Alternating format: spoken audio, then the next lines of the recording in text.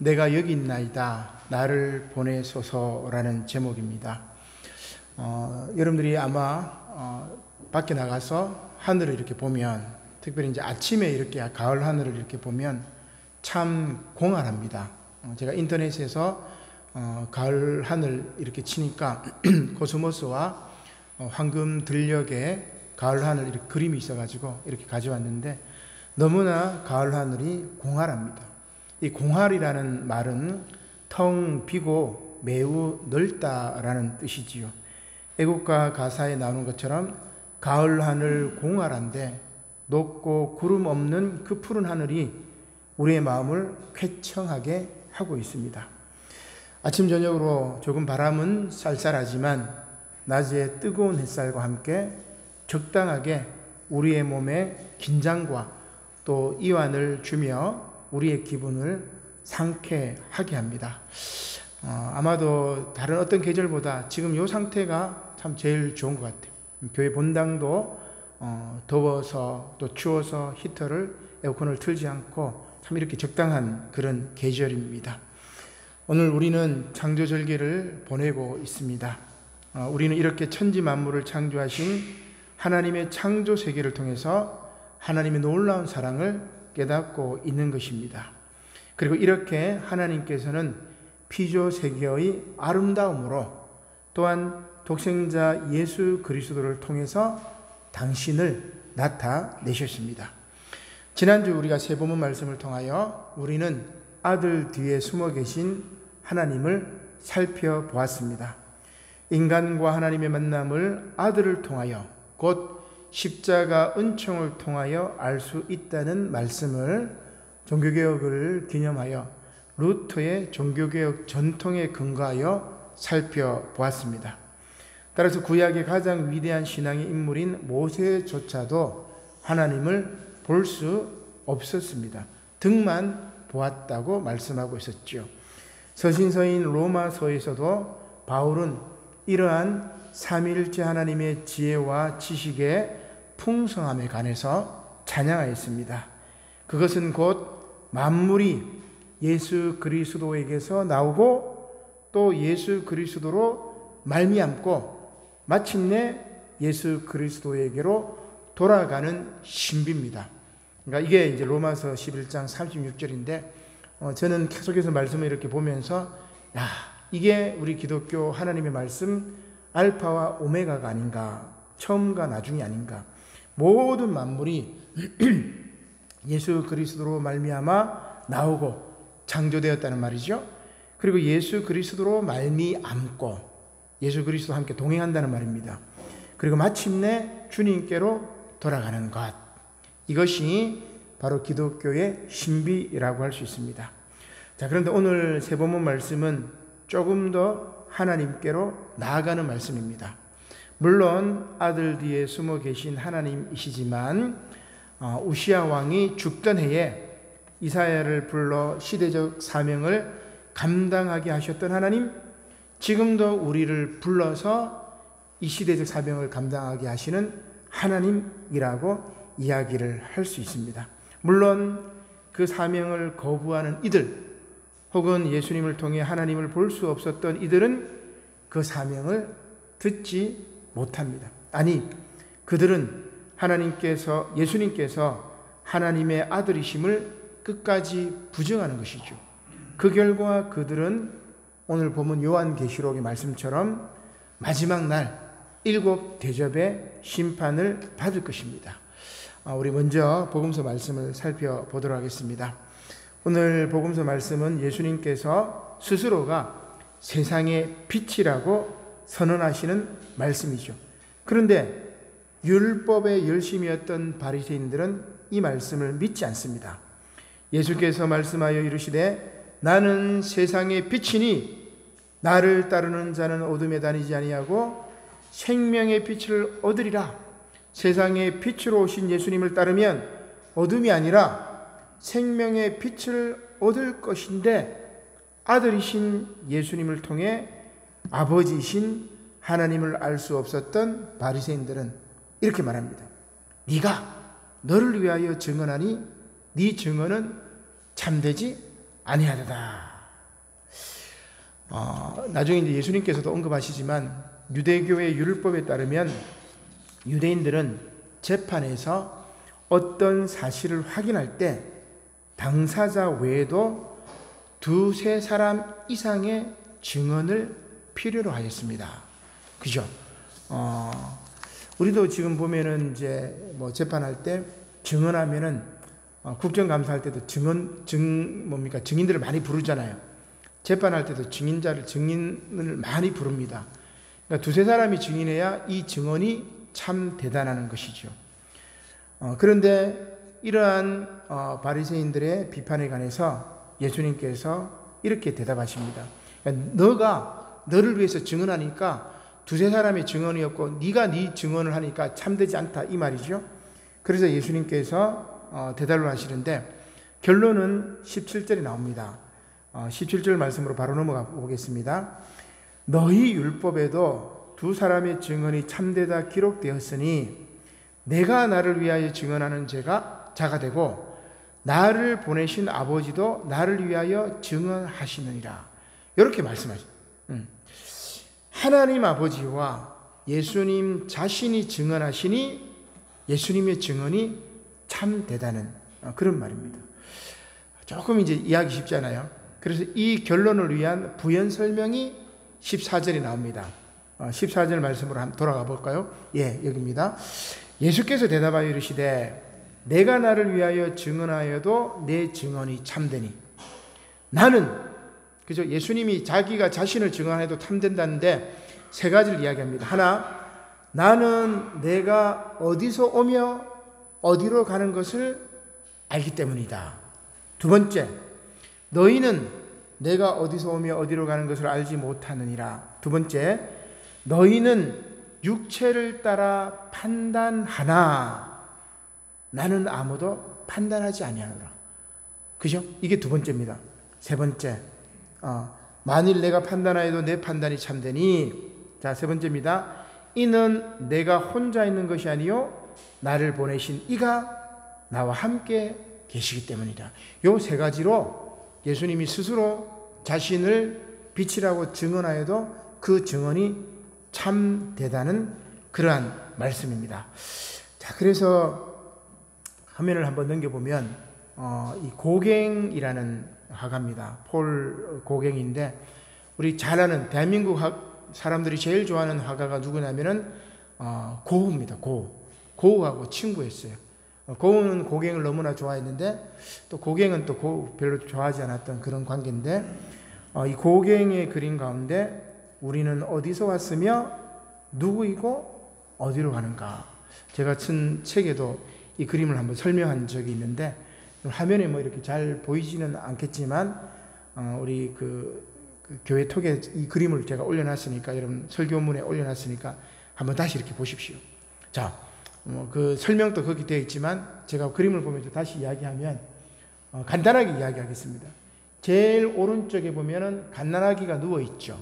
우리는 어디서 왔으며, 그리고 중간에는 뭐 손을 들고 뭐 열매를 따는 이제 사람이 보이는데 뭔가 열심히 일을 하는 겁니다. 젊어서. 그리고 조금 더 왼쪽으로 가면은 이제 우상이 이렇게 서 있죠. 이 타이트에 있는 우상입니다. 그 우상 앞에서 사람들이 이렇게 막 기도하고 절하고 있는 모습들이 보이고, 이게 종교심을 말하는 거죠. 그 다음에 제일 마지막에 보면은 제일 끝에, 여러분 보시기에 제일 왼쪽 끝에 보면은 흰 머리 이렇게 보이는 노인이 이렇게 죽음 앞에서 두려워 떨고 있는 모습입니다. 우리는 어디서 왔으며 누구이고 어디로 가는가. 시간 순서로 여러분 보시기에 오른쪽에서 왼쪽으로 이렇게 진행이 되는 것이죠. 고갱은 여기에서 무엇을 그리고자 했느냐. 이 작품을 통해서 고갱이 생각하는 삶의 본질. 이 당시에 고갱이 몸도 아프고 재산도 거덜나고 아주 괴로운 상황입니다. 그런 상황 속에서 삶의 본질이 뭐냐. 비극적이겠죠. 어떻게 보면 고갱 상황을 보면. 그리고 인간의 참모습은 무엇인가. 이것을 형상화하려고 했던 것이 바로 이 작품입니다.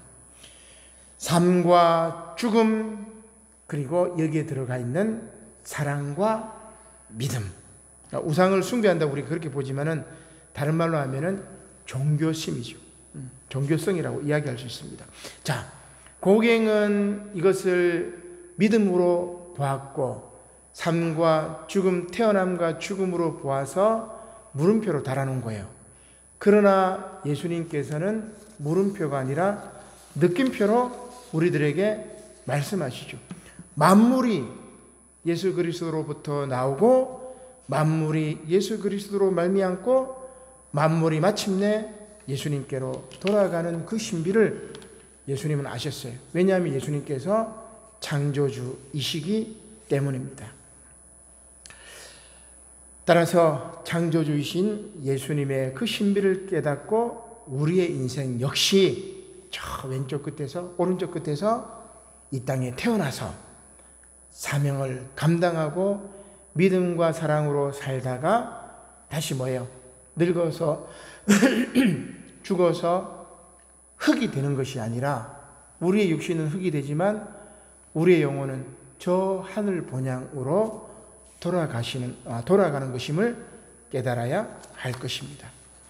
자, 두 번째, 예수님께서는 아무도 판단하시지 않기 때문에 자신이 빛이라는 그 증언이 참되시다는 말씀이지요.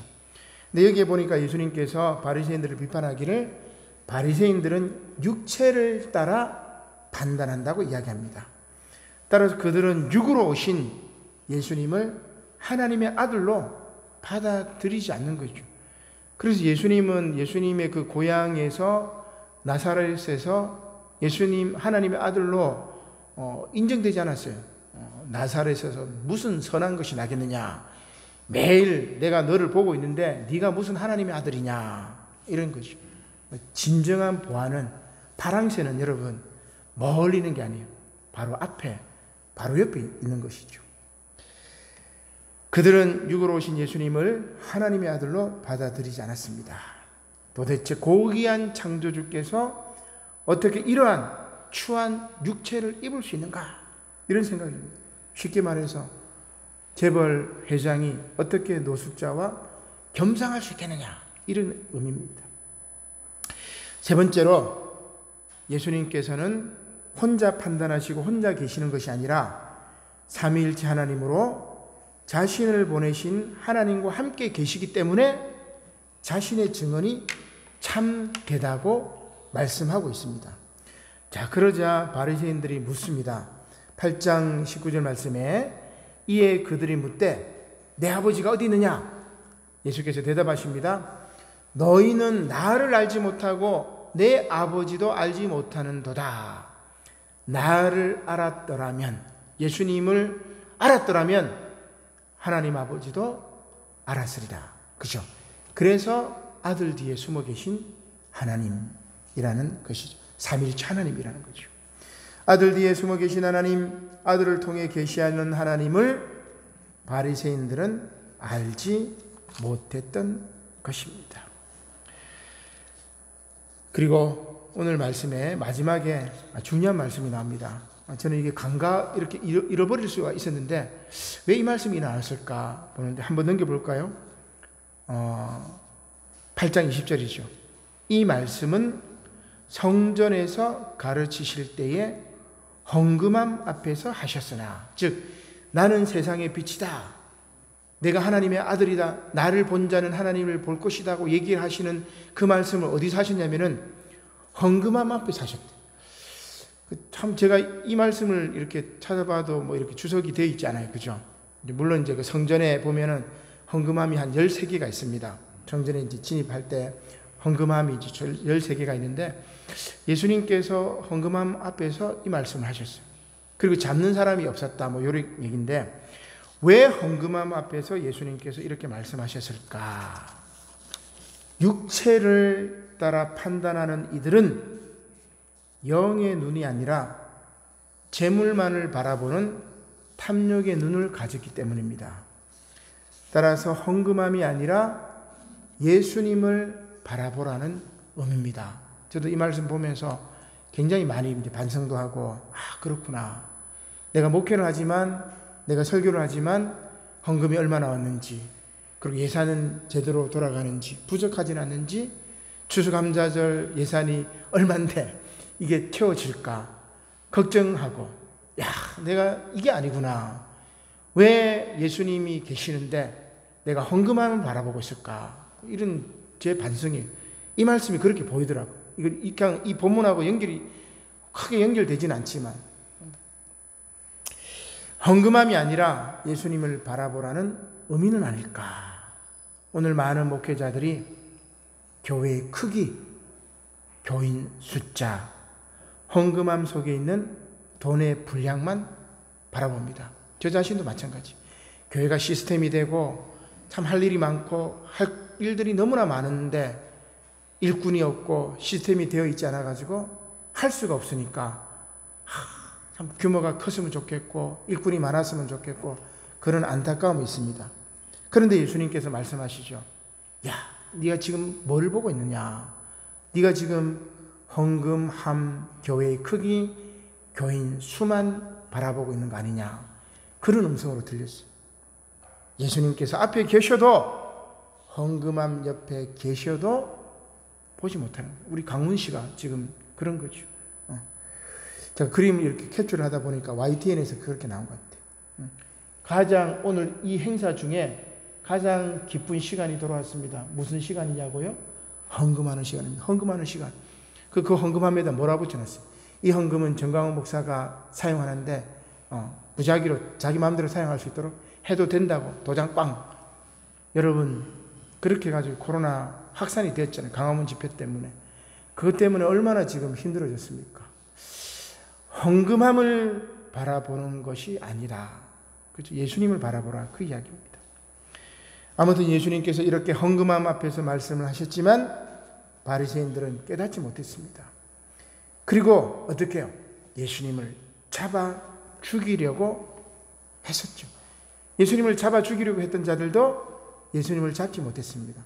왜냐하면 아직 예수님의 때가 이르지 않았죠. 그때는 뭐예요? 십자가에 달려 죽으실 때입니다.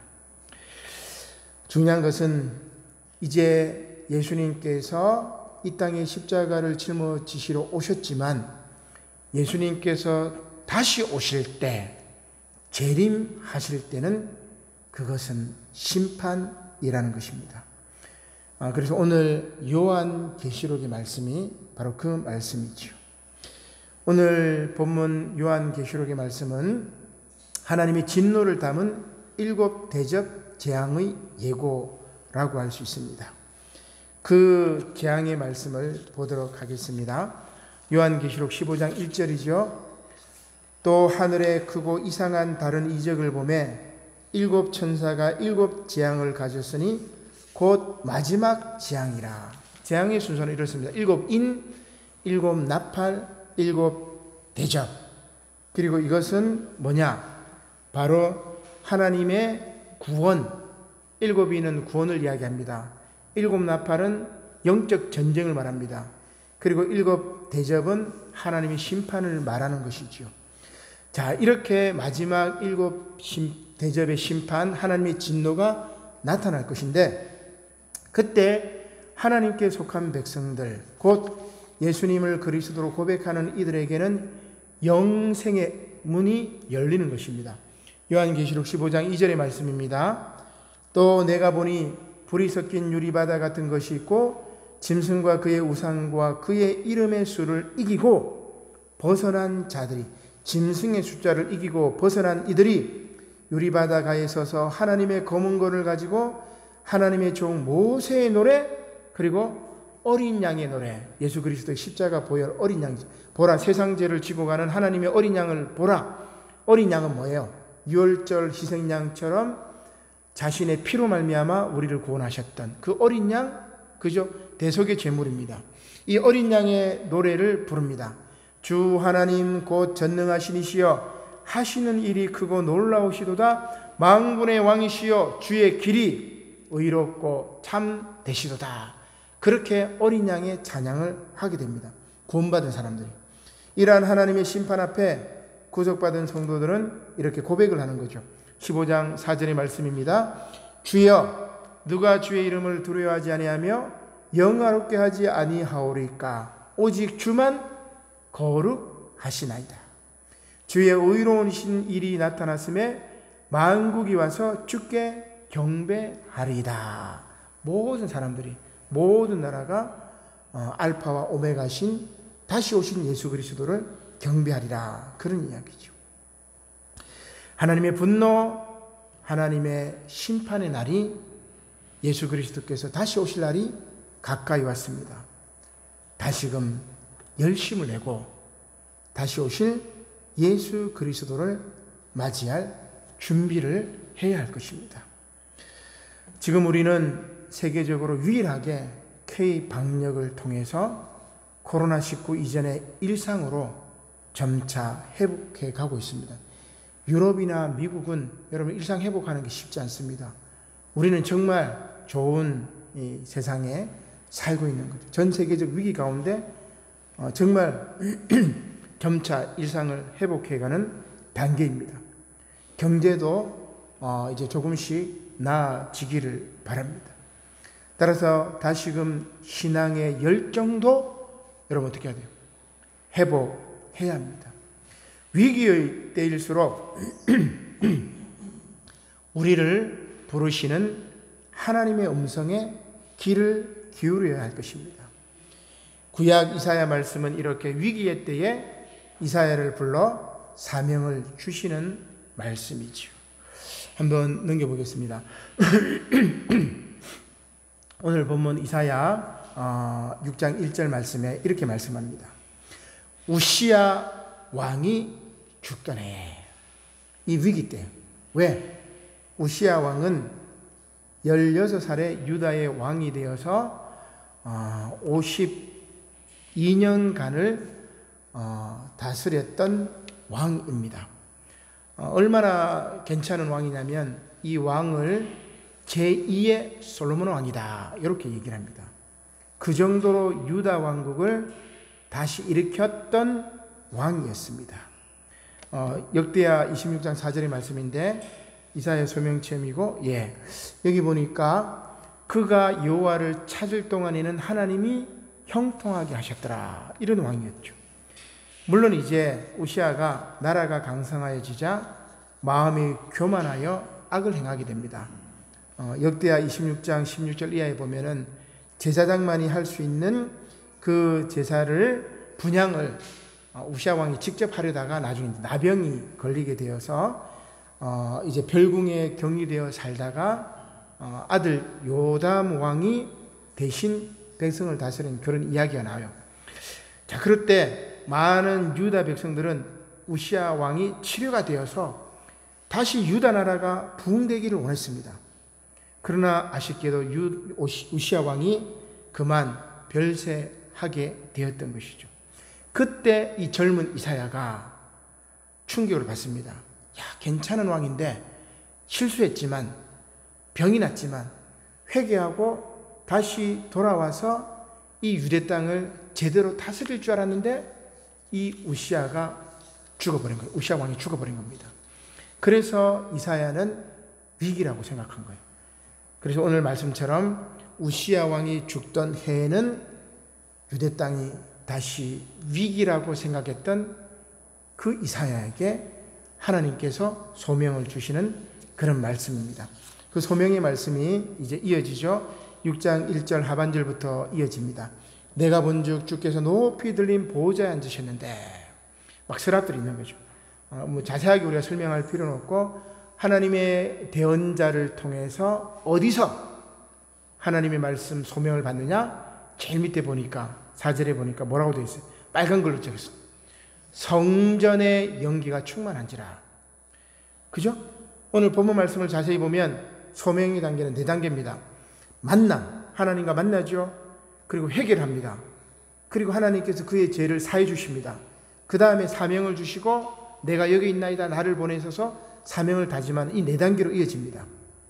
먼저 하나님의 성전에서 이사야가 하나님을 만나지요. 제가 이제 종교개혁 토론할 때도 이제 그런 이야기를 했었는데, 뭐 비대면 예배, 온라인 예배, 뭐 이렇게 얘기를 하는데, 물론 온라인 기반으로 우리가 예배 드리는 것도 중요합니다. 그죠? 감염병이 있으면 사람이 이렇게 접촉하면 안 되니까. 그러나 본질은 뭐예요? 하나님을 만날 수 있는 곳은 여러분 어디입니까? 물론 골방에서 하나님 만날 수 있어요. 그죠? 그리고 길거리 가다가 하나님 만날 수 있습니다. 그런 하나님께서 소명을 주실 때는 어디에서 소명을 주시느냐? 저는 이 4절 보면서 이사야가 우시아 왕이 죽고 민족의 위기 상황에 어디를 찾아간 거예요? 성전 제사장이기 때문에 성전에 간 거예요. 교회에 간 겁니다. 교회에 가서 기도하다가 하나님을 만난 거죠. 하나님을 만난 것입니다. 본질적으로 신앙인들은 하나님의 전인 교회에서 사명을 받는다는 겁니다. 여러분 이거 놓치면 안 돼요. 일찍이 종교개혁자 존 칼빈은 교회는 신도의 어머니라고 말씀했습니다. 제 아무리 어렵고 힘들어도 교회만이 희망입니다. 교회를 붕괴하는 적 그리스도의 세력들이 있지만 그럼에도 불구하고 교회만이 희망이죠. 아무튼 이사야는 하나님 만난 다음에 고백을 합니다. 두 번째 회개의 단계죠. 6장 6절입니다. 그때에 내가 말하되 화로다 나로 나여 망하게 되었다. 나는 입술이 부정한 사람이요 나는 입술이 부정한 백성 중에 거주하면서 만군의 여호와이신 왕을 배웠음이로다. 무슨 말입니까? 내가 죄인이다. 그 고백이죠. 그러자 서랍 중에 하나가 부젓가락으로 제단에서 집은 그 핀 숯을 가지고 이사야의 입술에 대면서 말하는 거죠. 보라 이것이 내 입에 닿았으니 내 악이 제하여졌고 내 죄가 사해졌느냐. 이렇게 제사함을 받은 이사야에게 하나님께서 소명을 주십니다. 6장 8절의 말씀이지요. 넘겨보겠습니다. 내가 또 주의 목소리를 들으니 주께서 이르시되 내가 누구를 보내며 누가 우리를 위하여 갈꼬. 이렇게 묻습니다. 자, 이 물음 내가 누구를 보내며 누가 우리를 위하여 갈꼬. 저는 아니고 목사님이 가셔야죠. 아이고 저는 아니고 우리 장로님이 가셔야죠. 옆을 탁 보시면 나 말고 우리 권사님이 가셔요. 나는 아직 때가 아닌 것 같아요. 핑계 대지 마십시오, 여러분.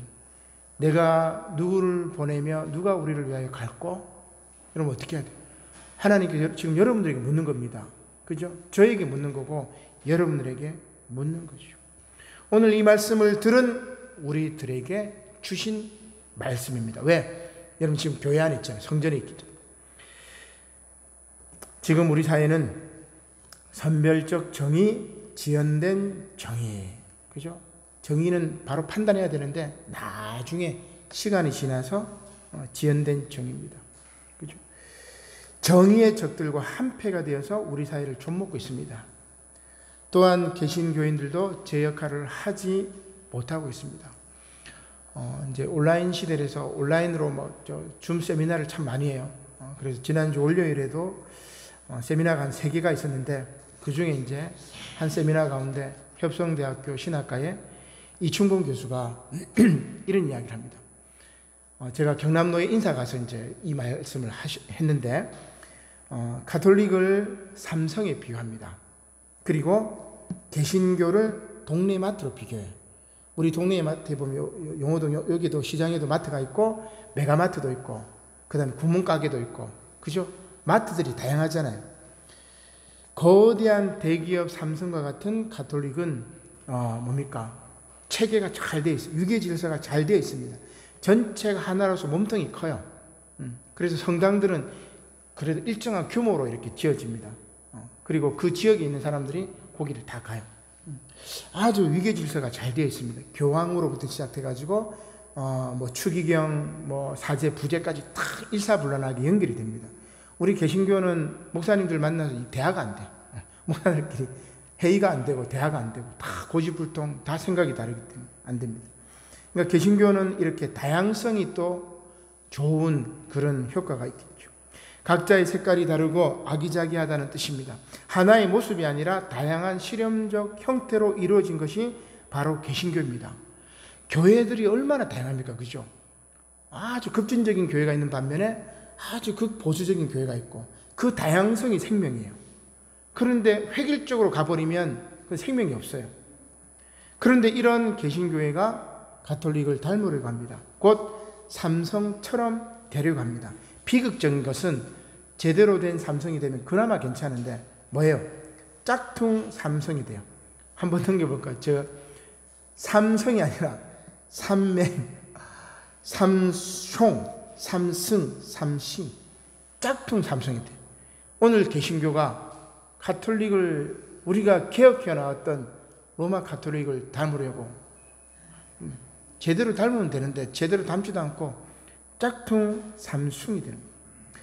개신교는 말 그대로 이러한 재벌 대기업 같은 중세 가톨릭에 저항하면서 생겼습니다. 그 프로테스탄트죠. 저항자라는 말입니다. 개신교라는 말이 프로테스탄트 곧 저항자라는 말이에요. 그런데 우리가 다시 육체를 따라 탐욕의 눈으로 헝금함 앞에서 벗어날 줄 모릅니다. 그죠? 이번 총회를 통해서 명성교회 부자 세습한 거 슬쩍 넘어갑니다. 그죠? 여성 안수 기각시켜버리고 넘어가 버립니다. 그죠? 우리 교단도 이제 다음 주에 이제 총회가 이제 다시 열려가지고 마무리를 짓는데 아주 이제 그 보수적인 사람들이 이 시대의 흐름을 따르지 못하고 또 이제 뭐 차별금지법 막 논란을 뭐 이야기하고 있는데 그저 남을 판단하고 심판하는 삶을 매일 반복적으로 행하고 있고 헝금함 앞에서 벗어날 줄 모르고 자신의 인생이 어디서 와서 어디로 가야 하는지를 모르고 있는 겁니다. 예수님이 앞에 계시지만, 예수님이 옆에 계시지만, 예수님이 뒤에 계시지만 알아보지 못하는 거죠. 따라서 하나님께서 그들과 함께 하시지 않습니다. 중세 교회의 부패에 저항하며 새로운 기치를 들었던 개신교회가 또 우리 남부산 용호교회가 저와 여러분들이 이제 하나님의 음성을 듣고 다시 새로워져야 합니다. 따라서 이사야가 하나님의 소명을 받아들이며 외쳤던 고백이 바로 지금 저와 여러분들의 고백이 되어야 할 것입니다. 우리 마지막 한번 넘겨볼까요? 더 넘겨봅시다. 그때 이르되, 우리 빨간 글자는 여러분 같이 읽겠습니다. 자, 제가 앞에 읽도록 하겠습니다. 그때에 내가 이르되 나를 보내소서. 아멘. 기도드리겠습니다. 고마우신 하나님, 감사를 드립니다.